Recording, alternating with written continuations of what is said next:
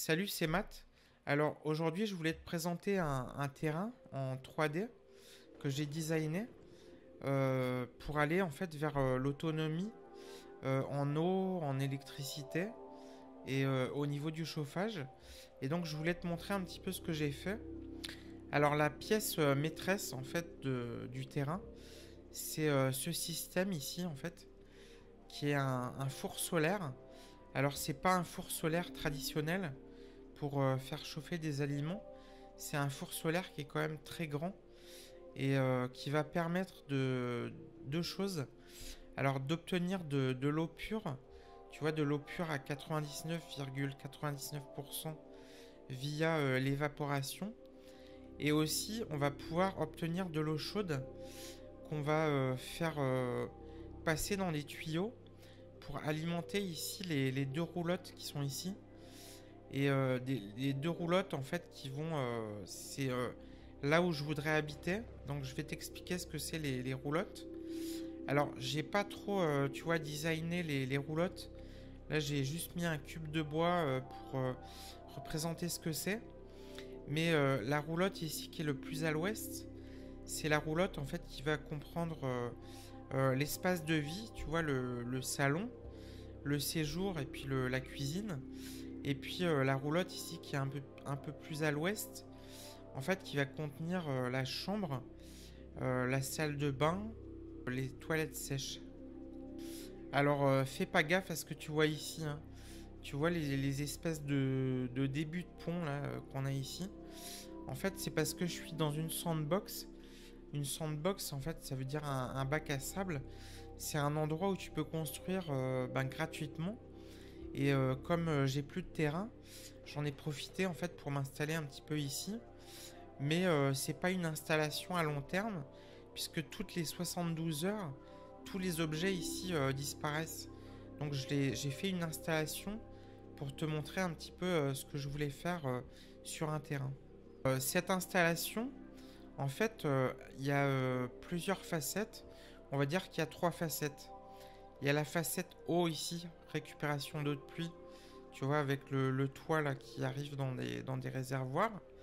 Il y a la facette production d'électricité ici avec les panneaux solaires et ensuite les quatre éoliennes là qui se trouvent au fond.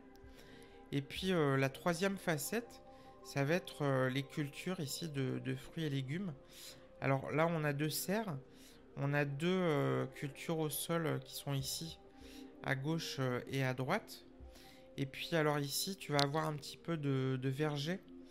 Tu vois des arbres. Alors ici, j'avais pas beaucoup d'arbres en 3D. Alors j'ai juste mis quelques arbres comme ça pour, pour qu'on ait une idée. Mais évidemment, il va y avoir peut-être des pêchers, des abricotiers, des pommiers, des poiriers. Enfin, il y aurait plein de choses.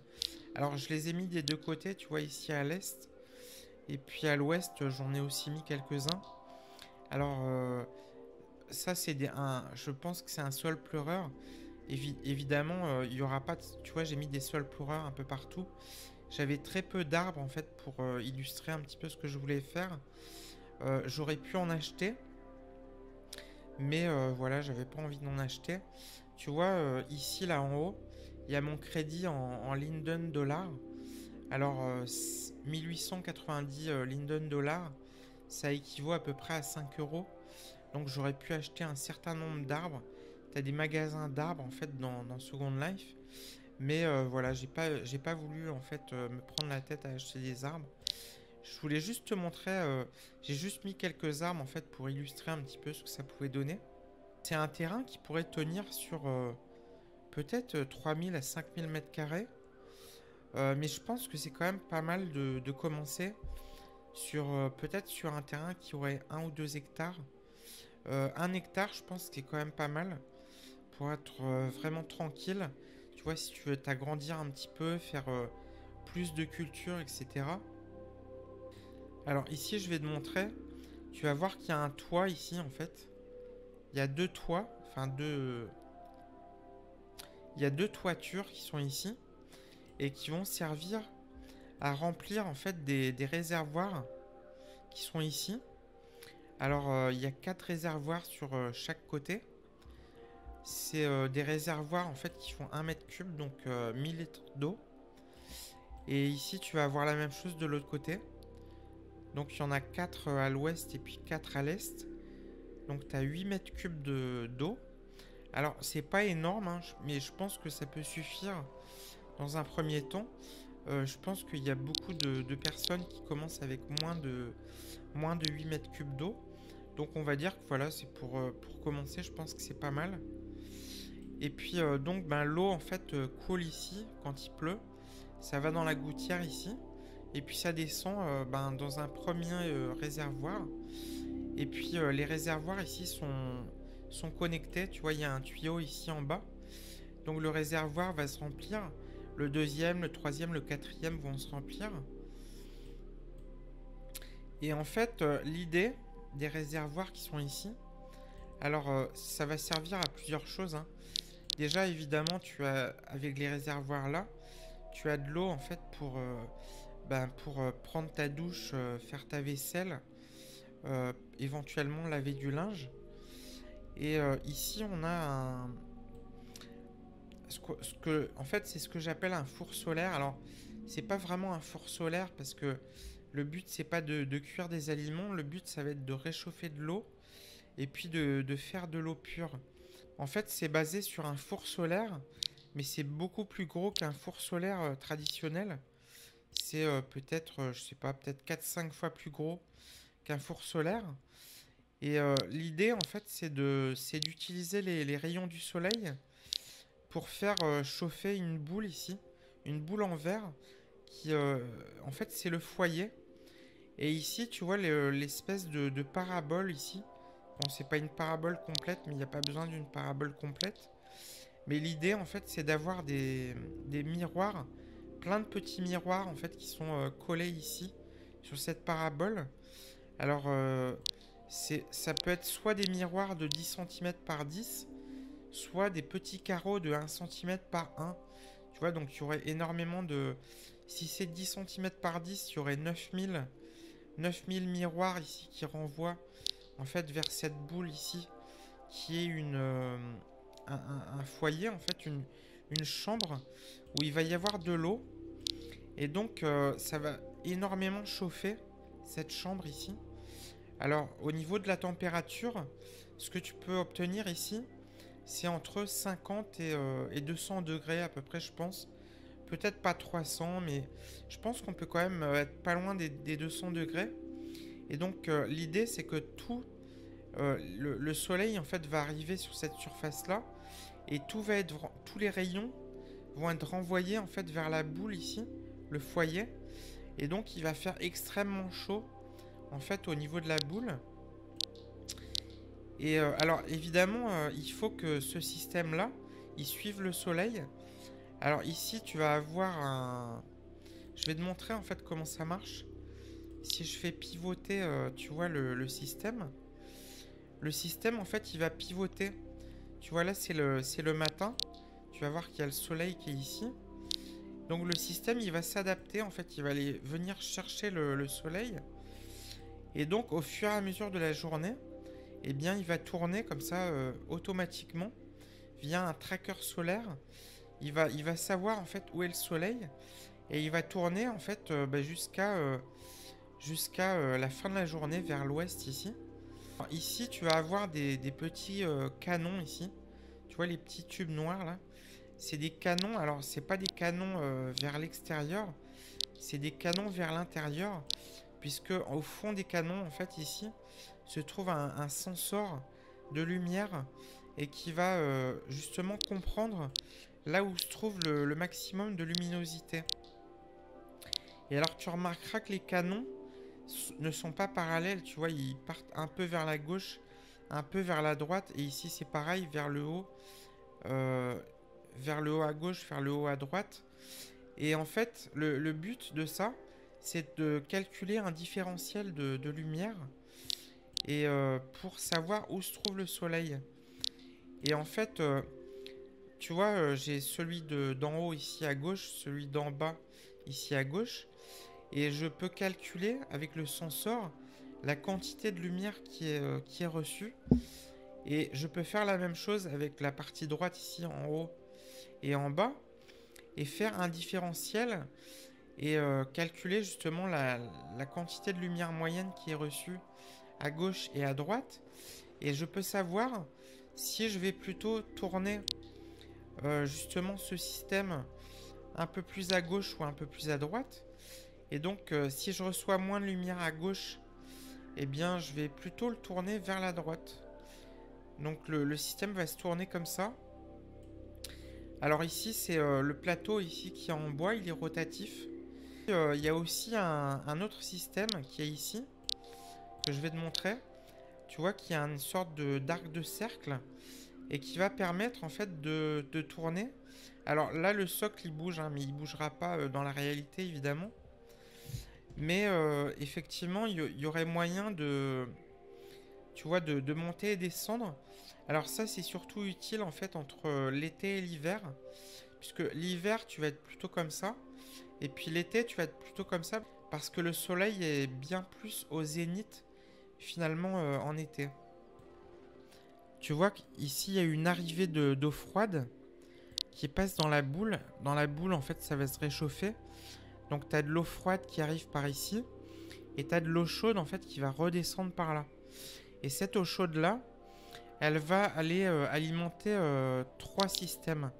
Alors il y a un premier système, bon je ne l'ai pas dessiné ici, mais il va y avoir peut-être un module ici pour récupérer en fait de la vapeur, parce que l'eau qui arrive ici va être très chaude, je pense entre 50 degrés et puis 200 degrés, mais on va dire qu'à peu près 100 à 120 degrés l'eau qui va arriver ici dans un module ici. Et cette eau là, bah, évidemment comme elle est tellement chaude, elle s'évapore, et avec l'évaporation il va être possible de récupérer justement de l'eau de vapeur qui est très pure, puisqu'elle est pure à 99,99%. Et donc en la récupérant, bah, finalement tu as une eau que tu peux consommer comme ça, qui est extrêmement bonne pour la santé. Et puis alors les deux autres destinations finalement de ce système, ça va être de réchauffer en fait ici les deux roulottes qui sont ici via un système de chauffage. Et puis il y a un autre système de chauffage qui va partir ici dans les serres, tu vois, via des tuyaux d'eau chaude qui vont aller ici. Alors donc tu vas avoir des panneaux solaires qui sont ici. Alors là j'en ai mis 10, tu vois, j'ai mis deux séries de 5 ici. Et ici j'ai mis 4 éoliennes. Alors ça c'est pour la partie électricité. Alors ici j'ai mis un petit bloc en fait qui va contenir en fait les batteries. Et les batteries en fait seront communes aux deux systèmes. C'est-à-dire le système en fait de panneaux solaires ici et le système d'éoliennes ici vont être, les batteries vont être ici. Et donc ce système électrique il va servir principalement à fournir les deux roulottes qui sont ici. Alors c'est pour toutes les applications sauf le chauffage, puisque le chauffage est assuré ici par le four solaire qui est ici. Et donc tout ce qui va être éclairage en fait tu vois, pour brancher un ordinateur, recharger un smartphone, voilà, enfin tout ce qui est un petit peu basique, tu vois, en électricité. Au niveau là des réserves d'eau, alors il y aura un tuyau, alors je l'ai pas mis ici, on le voit pas sur le plan, mais il y aura un tuyau qui va aller ici dans la première roulotte, en fait pour alimenter la cuisine, pour qu'on ait la possibilité en fait de faire la vaisselle. Le tuyau qui passera ici, il va aussi alimenter la salle de bain qui se trouvera dans la roulotte, qui se trouvera dans la roulotte qui est le plus à l'est. Ces réservoirs là où là il y a 4 mètres cubes ici et 4 mètres cubes ici serviront aussi à donner un petit peu d'eau aux arbres fruitiers qui vont être ici.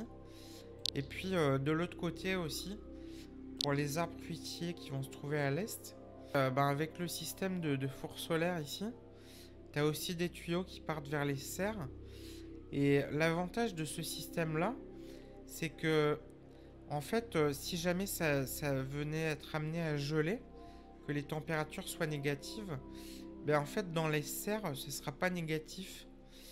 Et je vais aussi utiliser un système d'eau.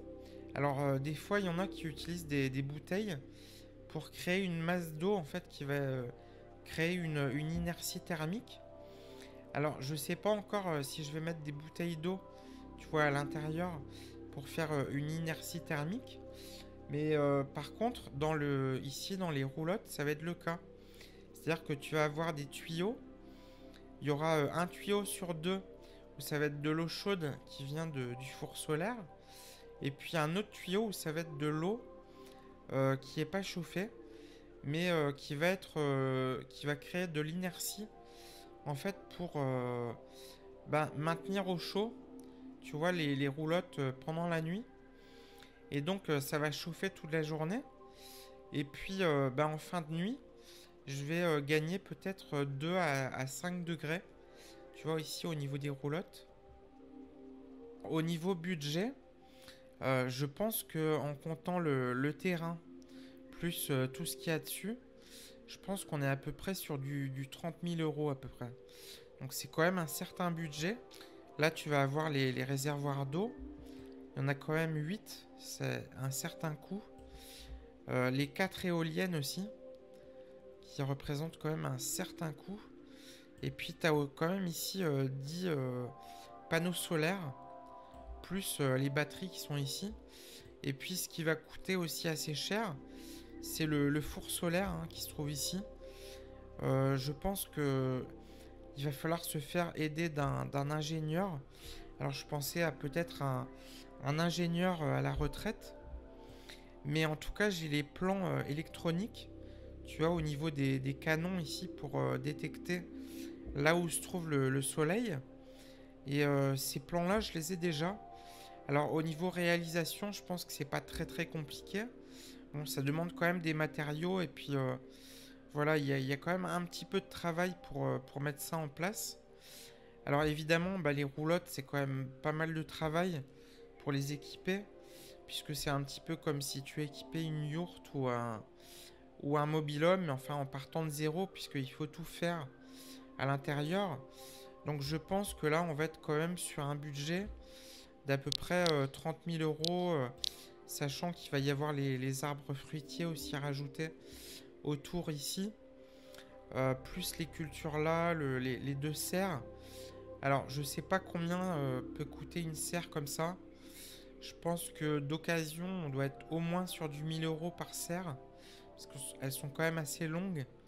Alors, au niveau du terrain, moi je pense plutôt le mettre, peut-être pas au niveau de la mer, mais pas très en altitude. C'est-à-dire peut-être au maximum 100 ou 200 mètres d'altitude, pour avoir quand même un environnement qui est quand même assez chaud. Et puis éviter les gelées en hiver. Donc on va dire plutôt près de la mer. J'aimerais bien idéalement mettre ça du côté du pourtour méditerranéen. Donc département de l'Hérault, département de l'Aude ou département des Pyrénées-Orientales. Alors c'est des prix à l'hectare qui sont quand même assez élevés.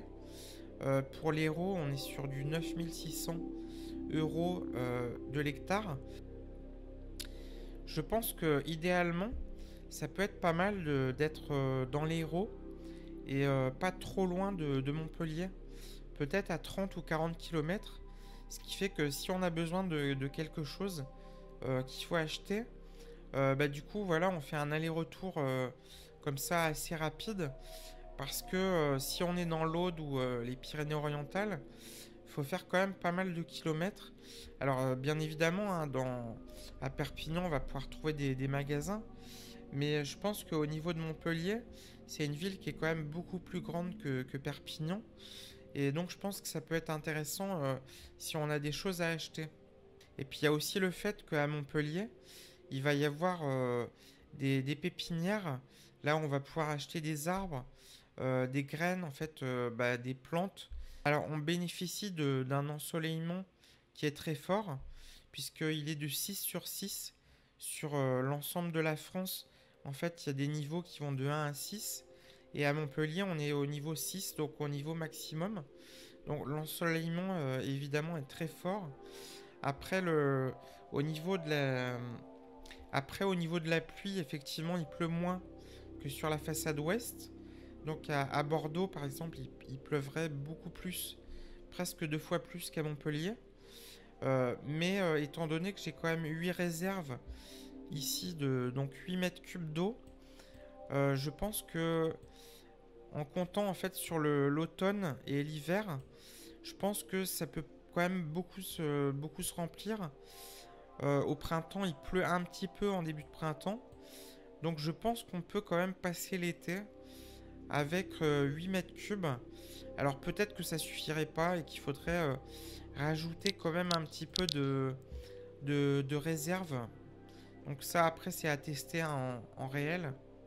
En termes de fruits et légumes, ce qui se trouverait dans les serres et puis ici au sol, moi il y a des fruits que j'aime particulièrement. Alors qui vont pas être faciles forcément à cultiver en France.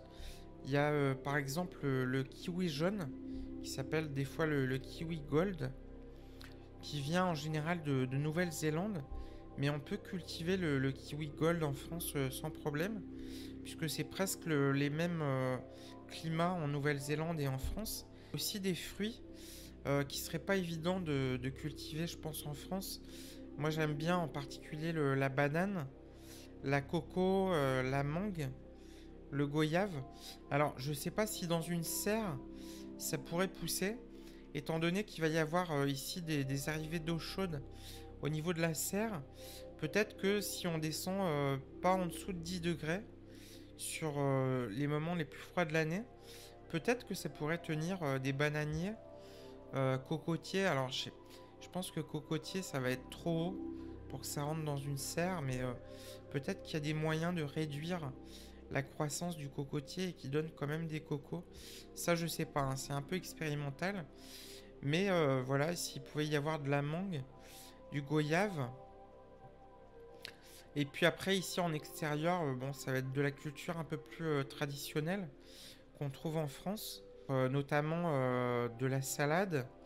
Ça peut être de la mâche. Il peut y avoir des carottes, il peut y avoir des tomates. Voilà des choses de base qui poussent bien en France et en extérieur. Et puis au niveau des arbres fruitiers ici, du verger, j'aimerais bien avoir des pêchers, abricotiers, pommiers, poiriers. Bon, c'est des choses un petit peu de base, hein. Ici aussi, pareil sur le côté. Ça va être la même chose. Des cerisiers aussi, ça peut être pas mal. Et puis, j'aime bien aussi le melon, la pastèque. C'est un projet qui se fait sur des années, hein. C'est évidemment, ça se fait pas en 6 mois ou un an. Mais voilà, c'est un petit peu le projet que j'avais. Alors évidemment, hein, en fonction de ce que je pourrais trouver comme terrain, ça va peut-être pas du tout ressembler à ça. Mais je pense que quand même la partie centrale ici, avec les panneaux solaires au sud, le four solaire qui est ici, et puis les toits en pente avec les réservoirs et les éoliennes ici, je pense que cette partie centrale, finalement, si je pouvais garder ce modèle-là, et puis alors les roulottes, après qu'elles soient côté ouest ou côté est, ça a pas un énorme, ça fait pas une énorme différence.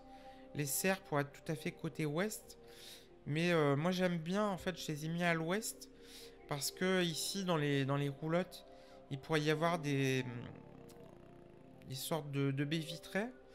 Et puis je trouvais ça sympa de voir le coucher du soleil. Tu vois, t'as un petit salon ici, puis t'as le coucher du soleil. Voilà, ben écoute, on va se retrouver plus tard pour une prochaine vidéo. Tu peux mettre un petit pouce vers le haut si tu as aimé cette vidéo, ou un petit pouce vers le bas si tu l'as pas aimé. Et puis si tu veux recevoir les prochaines vidéos, tu peux t'abonner. Bah écoute, je te dis à bientôt pour une prochaine vidéo. Allez, salut, ciao!